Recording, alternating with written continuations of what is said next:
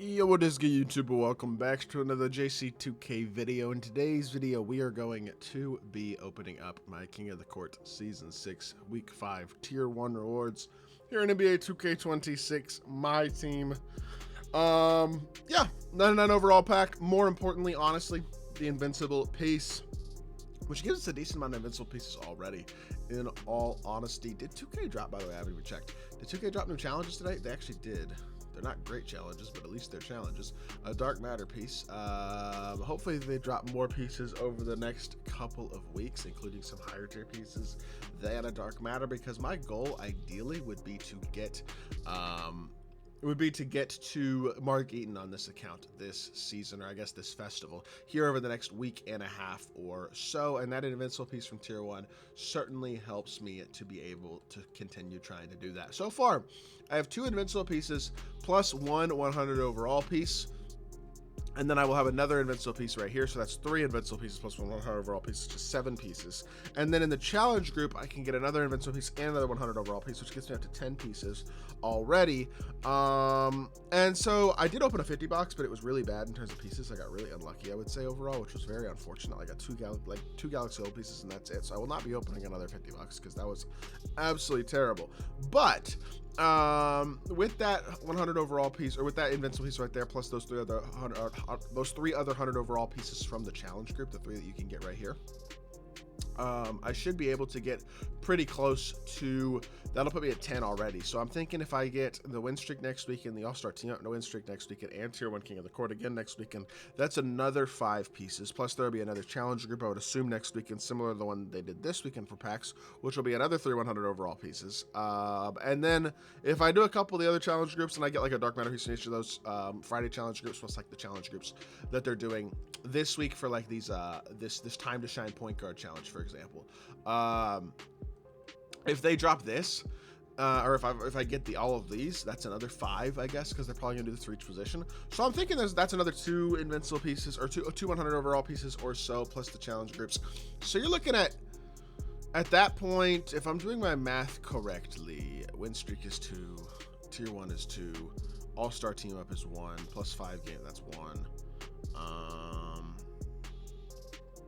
Trying to figure out, that's like 6 more, and then challenge groups another 3, that's like 19. So realistically, I think it'd be like 21 or 22 pieces at that point. So then I could probably open up a couple 100,000 MT in singles, hope to get a little lucky, get an Invincible piece or something, or a couple 100 overall pieces, and get close, basically be able to get Eaton. It's kind of my thought process. I don't know if that made a ton of sense the way that I explained that, but I do think it is possible to get the 25 pieces necessary for Eaton here in the next week and a half without spending more than, I don't know, 250 or 500,000 MT. At that point, if I do get Eaton, what do I do? Do I sell KP? That's the question. I will say this is my favorite card I've used pretty much all year, I think. He is absolutely insane so far. In 13 games, he's averaging 17 points a game, shooting really, really extremely well. He's extremely good defensively, great rebounder, just a super, super great card. He's also like basically a primary ball handler. I mean, I use this card as my primary ball handler and did in Triple Threat Park pretty much all night last night, honestly. When I got my 5-game win streak, it was because KP was my primary ball handler. The card is, he's cracked, man. He's so good. And honestly, I don't want to sell it, but if I get Eaton, I might have to sell KP to make some MT back. You know what I mean? Even if he drops in price a little bit, if I can make 4.5 million MT in a couple weeks once I get Mark Eaton, I might have to do that. So that being said, this KP card is absolutely incredible. So I am going to definitely hold on to him until that point at a very minimum. But the fact that this reward, they only updated it like 3 weeks ago, by the way. But this is only like the 3rd or maybe the 4th week of it being a 99 overall pack. I think it's the 3rd week, but it might be the 4th. Either way, it's like horrible still. I think at this point in the year, I'd have to go look.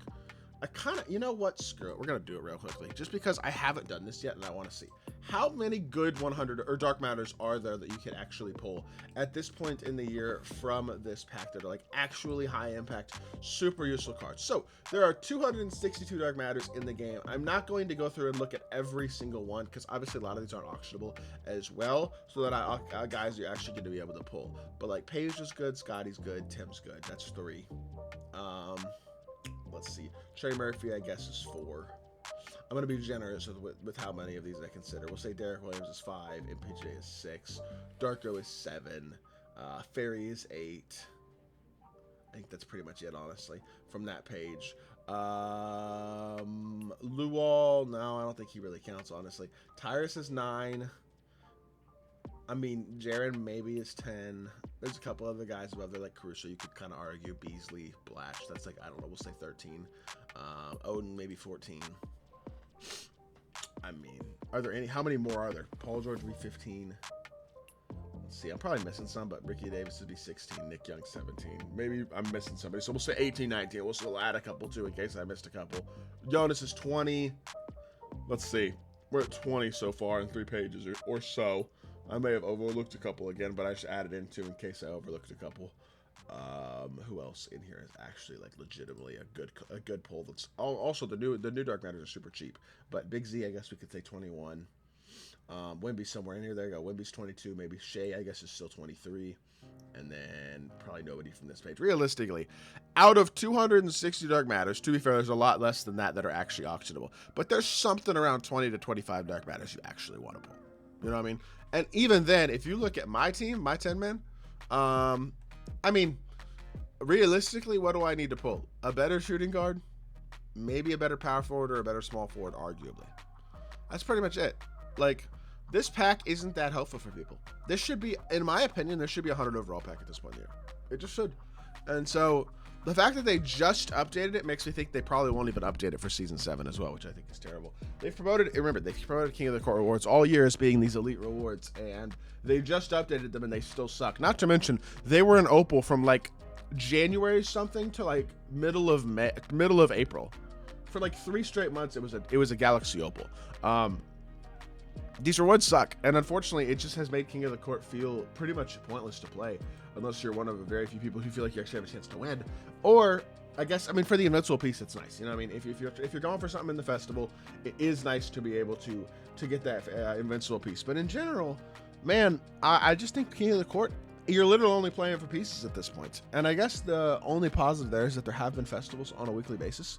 They haven't had the week in between recently, so every week there's a reason to play for the festival piece, I guess. But it would be very nice if there was actually a point to if it felt like there was a point to grinding King of the Courts because the rewards were better. You know what I mean? It would not hurt 2K's pockets to make it a 100 overall player on a week-to-week basis. You know what I mean? That's all I'm saying.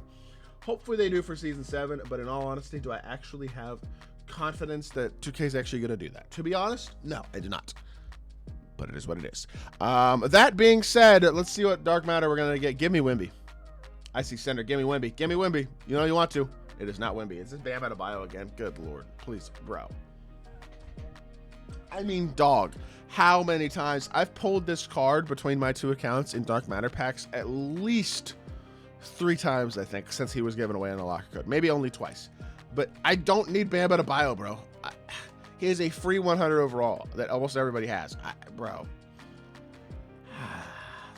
Center's one of the positions that actually could have been useful, too, because I could, like, move Darko to the 4. If I got a good center, I could move Darko to the 4, and I could actually use that.